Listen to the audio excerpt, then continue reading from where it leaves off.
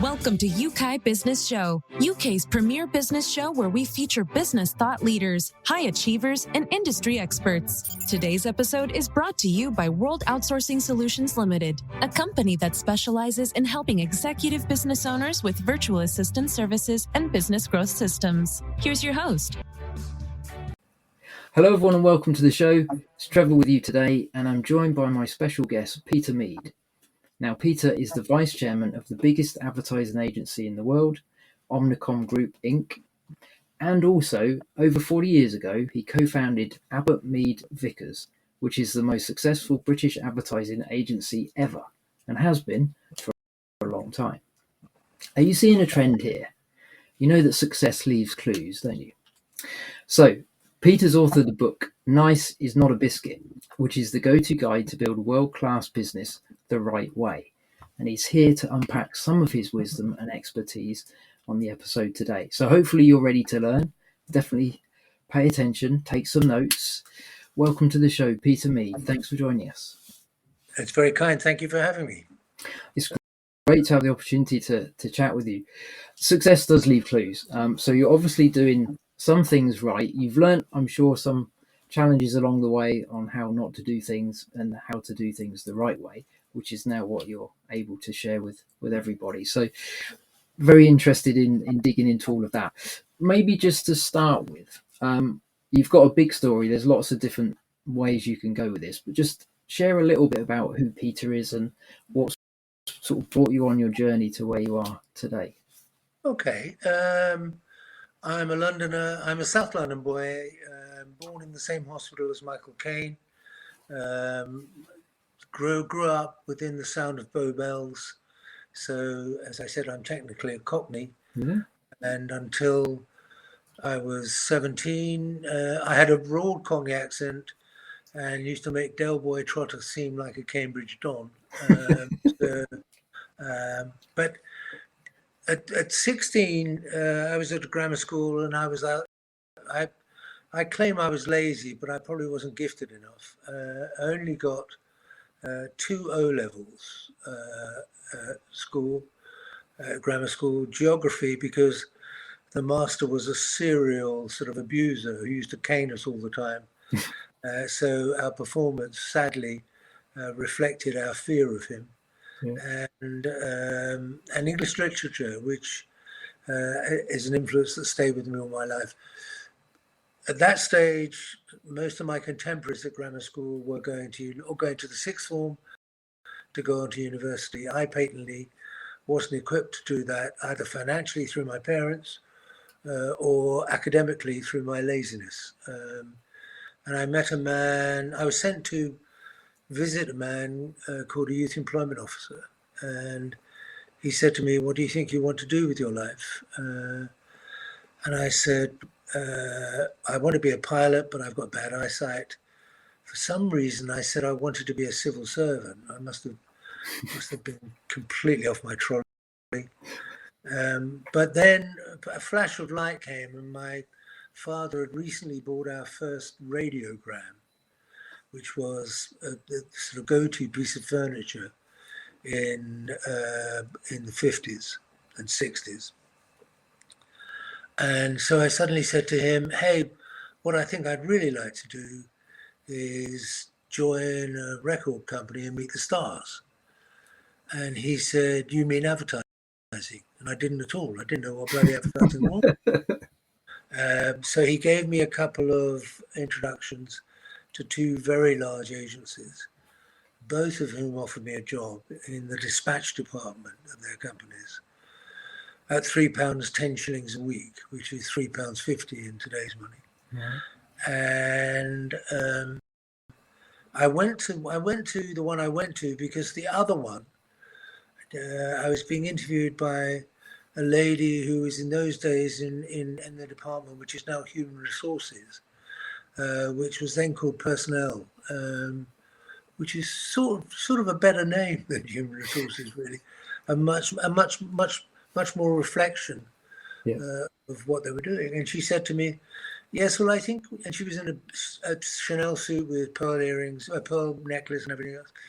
And she said to me, "Yes, I think we can offer you a job in our dispatch department at £3.10 a week. We have a staff canteen here, but sadly, it's rather too expensive for you to eat in it. But you may eat your sandwiches in Berkeley Square. So, being a South London Millwall supporter, I said, thank you very much, but no thanks, and went to the other agency. And as a small aside, some 25 years later,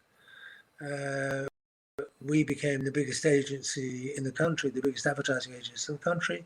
Yeah. And the one we overlooked was the one who said I could eat my sandwiches in Berkeley Square. So I rather sort of tartly, I guess, got a little Tupperware box of sandwiches and sat in Berkeley Square and ate my sandwiches, which is mildly pathetic, but gently satisfying. Yeah. And then sort of luck took a role in my life. I seemed to do quite well in the dispatch department, became an office boy, which was a great way of discovering what a company is all about, because you're delivering stuff all over the place. Sadly, it doesn't exist anymore because everybody talks to one another electronically as opposed to sending one another notes. And joined a number of agencies, started my first company when I was 31, got ousted for that for sort of understandable but still not very good reasons, and then started Abbott Mead Vickers, which, as you say, for a long time was the biggest in the country, and was until about 18 months ago the biggest, and had been for 20 years. And was described by Campaign magazine, which is the advertising Bible, as probably the most successful advertising agency ever. And how I got there really is encapsulated by one of the lessons in the books, a book which said that life is a mix of strategy and opportunity, with opportunity being much more important than strategy. The trouble is you don't know when opportunity is going to come by definition. Yeah. But you have to be, so you have a strategy going forward, knowing it will get interrupted by opportunity, but not knowing when it will get interrupted by opportunity, but not being afraid when opportunity comes along to throw away your strategy and follow your opportunity. Yeah. And that's the way I went through life, because I've always believed that people respond much better to decent behavior and being looked after and treated with some sort of dignity. It's not very difficult to start a business. If you have a set of operating principles and beliefs, then most of the decisions you make are guided by those operating principles and beliefs. And that's the way it's gone all my life. And 40 odd years ago, I started a business with two other guys who felt exactly the same. So to say it was effortless is obviously not true, but it was a lot less difficult because we were all singing from the same song sheet, and hired people who liked the sound of the songs. Yeah. I was going to ask you actually about, so when you met sort of David Abbott and also Adrian Vickers, did you know straight away, because you had sort of similar values and the way you handle or the way you look after people, was there like a natural chemistry, if you like, that you thought, yeah, we could really make something work here? Or was it a bit of a journey to discover? It was a bit of a journey. The first company I started, Adrian and David weren't involved in at all. Right. But it was pretty successful until I made the terrible mistake, having raised all the money to start the agency and having a third of the equity. I gave the other 2/3 to my other four partners in the agency, and had a rather silly belief that companies could be run as a collective, that all decisions will be decided amongst the five of us, and everything going for. And I thought that's a wonderful way to create harmony. Yeah. Of course, it's nonsense. I mean, my partners were skilled at the various talents they had in the advertising business. One was a writer, one was an art director, one was a media man, and one was a suit, an account handler. I don't know if anybody has seen Mad Men, but it would, the suit would be Pete, whatever his name is, the horrible little sod who. Don't know, can't remember his You name. never watched Mad Men? Oh, well, you must watch Mad Men. Only briefly. I caught part of one episode. Yeah. You should watch it all the way through because it's beautifully produced and it is relatively. It's a bit of a pastiche of the advertising business, but only just. So these were people who were Adrian by then was a friend, and David was also a friend. But neither of them wanted to join me in business. So I ran this agency for about 4 or 5 years with the tortuous process of deciding whether we should have 2-ply toilet paper or 3-ply toilet paper being examined and by 5 people at some length. Yeah. 3 or 4 of them, as I said, didn't really want to be in management, but because I empowered them, felt they had to contribute. I even found one of them reading Management of Machiavelli, so it demonstrates the sort of trouble I got myself in. and it manifested in them getting rid of me Right. after 5 years. And then I started again and persuaded Adrian to join me, Adrian Vickers. And then within 18 months, 2 years, we then persuaded the superstar, who was David Abbott, to join us. And it was 3 mates who got along like a house on fire. And that was it, sort of. That The made rest is history. all the difference. Yeah. Yeah. No, that's really good.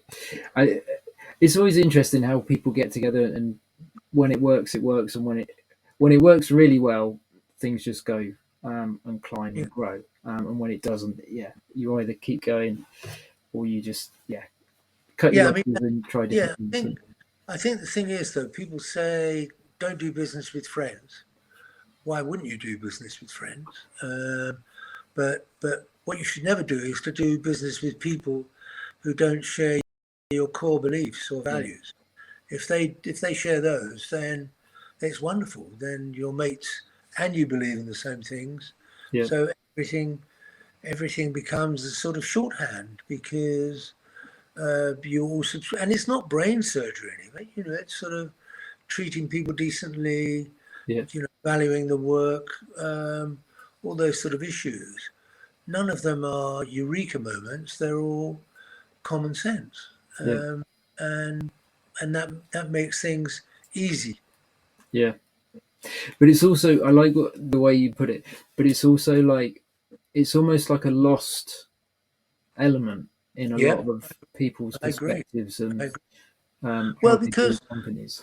Because the world has worshipped people like Steve Jobs, for instance, who obviously was a genius, but there's a great biography of him written by Walter Isaacson, in which Walter Isaacson talks about Steve Jobs' sort of penchant for, I think he called it reality distortion, which is telling porkies, I think, and Steve Jobs only cared about the end result. He didn't really care about people. It was a sort of Margaret Thatcher philosophy of achievement is all, but the means of that achievement are subsidiary to the achievement itself. Now, one might be actually taking that view about Vladimir Putin right now. I mean, it's the achievement is nothing if it's constructed on inhumane disregard for people, and their frailties. Yeah, absolutely. For anybody that's catching this maybe in the future from where we're recording this now, we're just referring there to Russia at the moment as we're recording this. They are invading Ukraine or have invaded Ukraine. So that's the point of reference that we're talking about there. But it's a very good picture and example that you give. With regards to maybe within the last couple of years, let's sort of jump forward slightly, just because you've kind of had to navigate through the whole COVID scenario as well as everybody listening, Mm-hmm. and you're very aware of kind of the elements that are needed for good hybrid working as the world has sort of adapted and changed. What would be some of the things? Because I still think that is a big challenge. Companies are still working out how to do that well. Mm-hmm. I think there's also, from the business owner's perspective, or whether they're employees as well, we all have a certain responsibility to contribute to making it work well. So I'd be keen to get your perspective on how can you help business owners and also team members to really make the hybrid thing work for both parties? Yeah, it's incredibly difficult. I think it's I should say I'm an unashamed believer in that when you put people together physically, you create a sort of energy and a synergy Yeah, which makes things happen.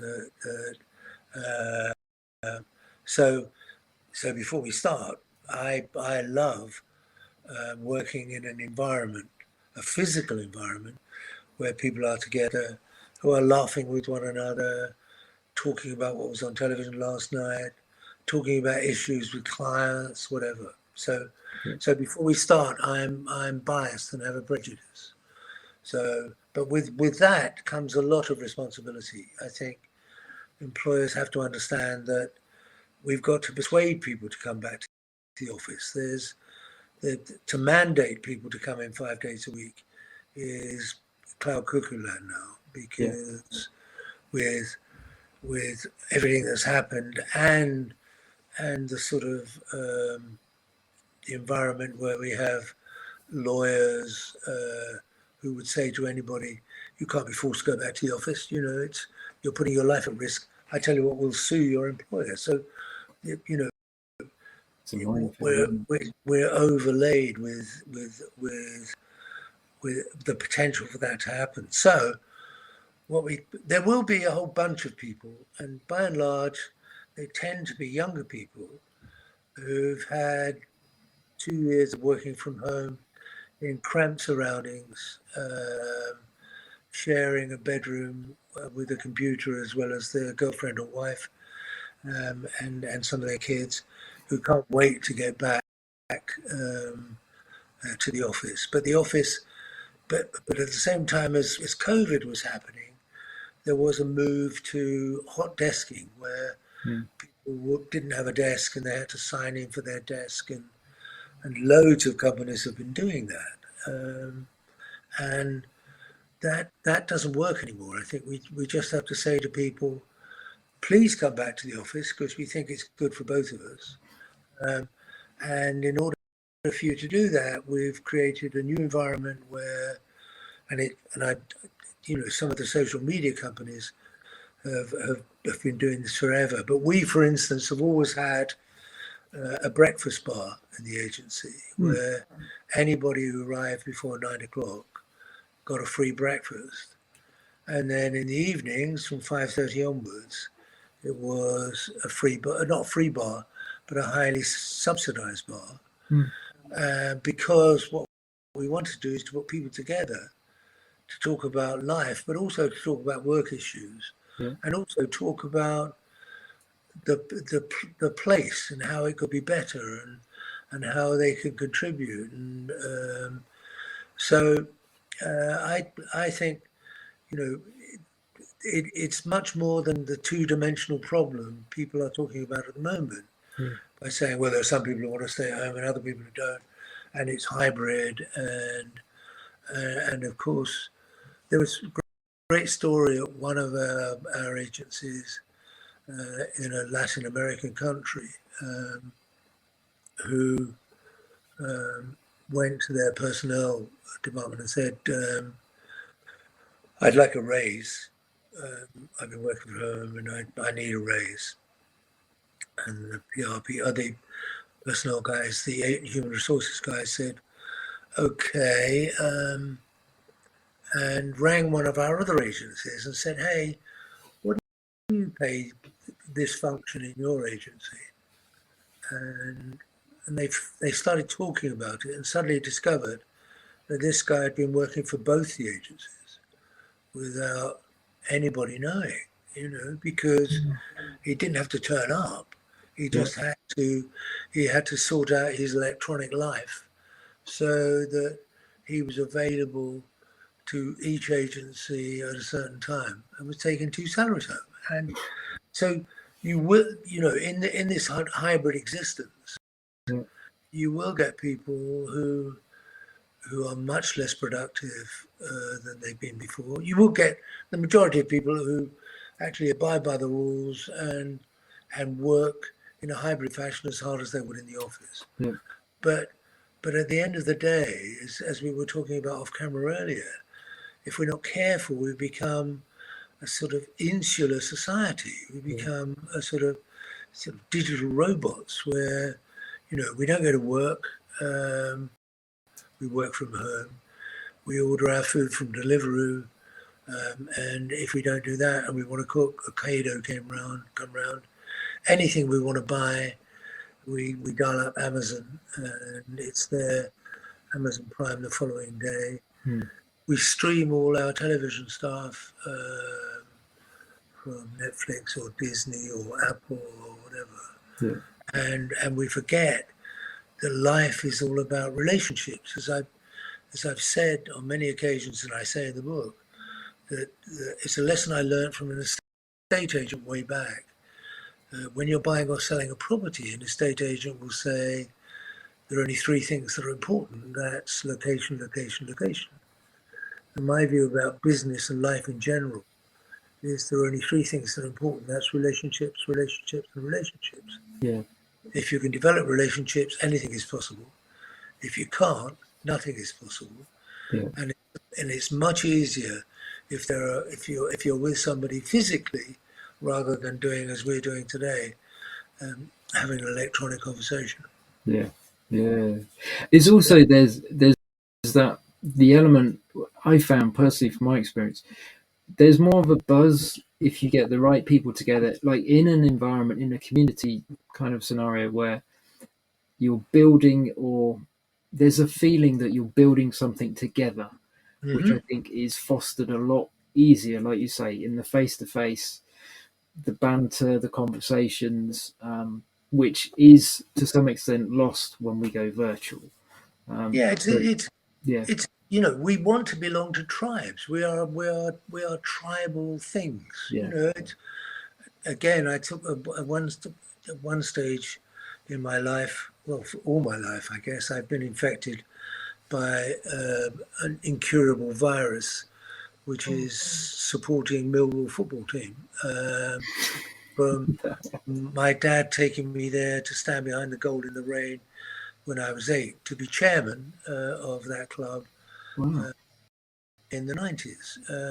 And you see how critically important being part of a tribe, being part of that in that case, a football tribe, how important it is to people. They find great solace and comfort. Yeah. And, I don't want to be patronizing, but I'm not being patronizing, because people do find a comfort in being together in a group.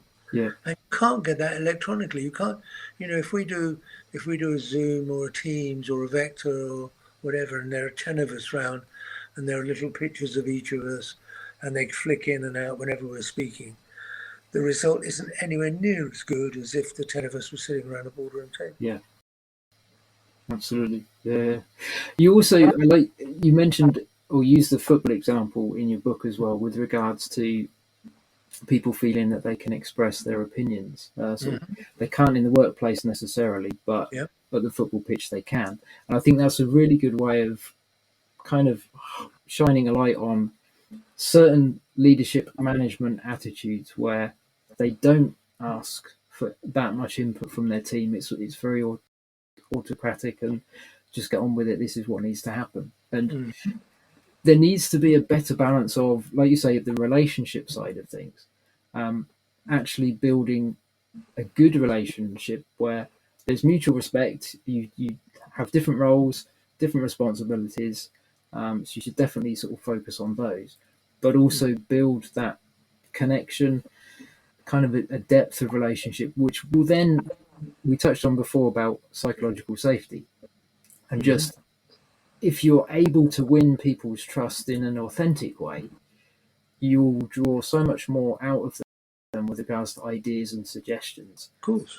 Even if the first few you don't run with, you don't think are workable, you just keep fostering that open communication, don't you? That then people start to feel a little bit more courageous about maybe suggesting bigger things or more outside of the box kind of things, which could be the very thing that helps, Sure. and things There was a very famous, and still is, company who make amazing chairs, the Charles Eames chair, the classic leather wood chair, designed by Charles Eames, but manufactured by a company called Herman Miller.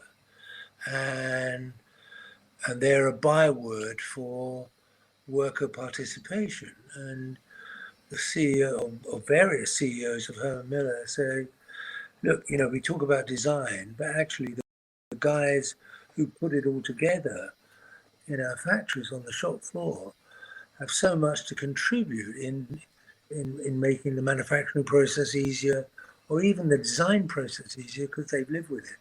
So we have to create an environment where their opinion is listened to and believed, and that's what we used to do at A&B. I would once a month have breakfast with a whole random group of people within the agency, from board account directors down to the office boys, and literally say, now come on, you're the boss for the day, what would you do? And there are amazing pearls that come out of that, as long as, and people sort of understood that there was a sort of speed limit, so that they wouldn't, none of them would say, there was danger, some of them might say, I'd triple everybody's salary. We never got like that, because people understood that this was a serious question, and that their opinion was going to be listened to, which is absolutely central. And it's a valuable sort of weapon that lots of people ignore. Anyway. No, it's a good point that you make. Let me just, time is going a bit, but there's 100 lessons in the book, so I knew we're only going to scratch the surface. But anything with regards to, so we've talked about trying to get people connected and involved in all that. For people that are underperforming, any lessons, tips, strategies you can kind of share that would help people deal in a positive way with somebody that is not doing what they're supposed to do? Yeah, well, firstly, you have to, as an employer, I believe, you have to accept your share of responsibility for that person underperforming. It could be that you recruited the wrong person and they're not performing because they don't feel comfortable or don't understand the ethos of the organization. So having said that, you make every attempt to try and encourage them. It's going back to football again. There are some footballers who need their bums kicked and other footballers who need an arm around the shoulder, and the great trick of a Pep Guardiola or an Alex Ferguson or some of the great football managers was to understand which person needed what treatment. So I think you would actually spend time with those people who are underperforming, and find out whether there was some deep-rooted reason for them underperforming, which was, we talked earlier about capturing an unfair share of people's heads and hearts. I mean, maybe they were underperforming because they weren't able to give the company a large share of their head because there were other things that were bothering them. So we should find out what those other things are and try and address them, particularly if they were something that was happening as a result of their treatment within the company. And give them every chance, but understand that every so often you have made a mistake and hired the wrong person, and then you should correct it. I mean, one of the proudest things that we had at Abbott Mead Vickers, that for the first 25 years of its life, while we were running it, of course, the old boys were running it, we never declared anybody redundant, ever. Throughout the 90s and all of that, we didn't declare people redundant, but we fired people. We asked people to move on because they weren't right and we'd made a mistake. But we made sure they were treated with dignity when we asked them to move on, that they were treated generously, and that they went with our best wishes. So, you know, so this isn't a sort of Cadbury Roundtree jobs for life at all costs sort of syndrome. It's actually making sure that people, if you're not performing, you're not going to be happy anyway. And you might very well be happier elsewhere. You know, there may be, you know, people are there who don't like the way I handle clients or sell ads or whatever, in which case they really should go and find, and I don't mean that in any sense rancorously. I mean, rancorously, is that a word? You know what I mean? You know, that you owe it to them to try and make them better, and if you can't, to help them to ease their way into a better life elsewhere. It's healthier for them and the organisation, isn't it, long term? You have to get them in the right place, and sometimes it's the leader's responsibility to almost politely kick, if that's the right word, or move them on, because for whatever reason they're less likely to do it. If they're getting a salary and stuff, they're more likely to stay miserable and get paid than maybe take the plunge of looking for another job. So sometimes it is down to us to have the hard conversations, isn't it? So, but I like the way you put it as well. It's there's both sides have a certain level of responsibility. Totally, and well, arguably, the employer has more of a share of the responsibility than the individual, because we persuade the individual to join us, you know, so probably not 50-50, it's probably 60-40, that they're there because we wanted them to be there, and if we've made a mistake, it's completely and utterly unfair to blame them totally. It's a shared responsibility. No, it's really good. And another thing I saw in your book, nice and talented, they're the two kind of caveats, aren't they, to recruitment? You can't have someone that's nice but not talented, or someone that's talented but not nice, because there's no culture fit. It's not going to work. No, it's unfair on the rest of your people, you know, because it was one of the great advertising men of all time who made that comment. And he said, literally, if they're talented but not nice, if they're nice but not talented, there's no room for them. But equally importantly, if not more so, if they're talented but not nice, there's no room for them either.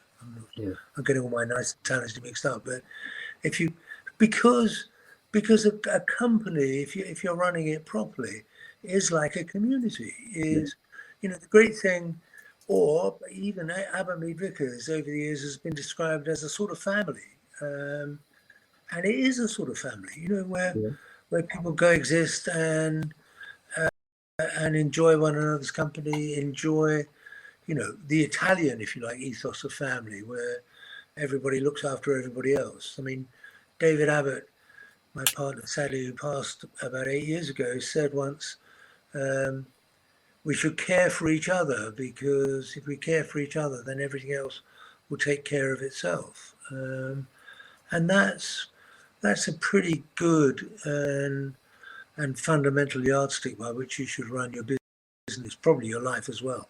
Yeah, absolutely. Yeah. This has been brilliant. Thank you, Peter. You've shared a lot of great insights. I know there's a lot more in the book.